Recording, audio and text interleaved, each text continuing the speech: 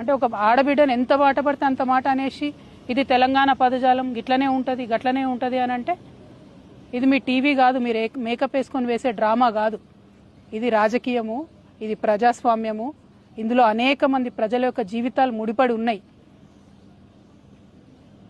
అరే తెలంగాణ జాగృతి ఎన్నో కార్యక్రమాలు చేసింది, అందులో బీసీ ఉద్యమం ఒక భాగం మాత్రమే.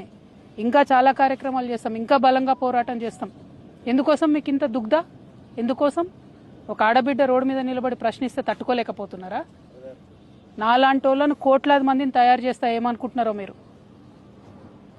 మేము అనుకుంటే, ఆడబిడ్డలు అనుకుంటే కనీసం ఇంట్లోకి వెళ్ళి బయటకు వెళ్ళలేరు. మీరు ఆలోచన చేసుకోవాలి. మల్లన్న గారు ఎవరి కోసం మాట్లాడుతున్నారు మీరు? నేను ఇవాళ రాష్ట్ర ముఖ్యమంత్రి గారిని కూడా అడుగుతున్నా. ఈ మల్లన్న గారు నిన్న మధ్యాహ్నం ఈ టైంకి ఈ మాట మాట్లాడితే ఇంతవరకు నేను ముఖ్యమంత్రి గారికి ఒక సహచర ఎమ్మెల్సీని ఇంతవరకు కనీసం ముఖ్యమంత్రి గారు మాట్లాడలే. ఆ రోజు వారి కుటుంబ సభ్యుల మీద మాట్లాడితే 2 ఆడపిల్లల్ని, యూట్యూబర్స్ని, జూనియర్ జర్నలిస్టులని పట్టుకపోయి మీరు జైల్లో పెడతారా?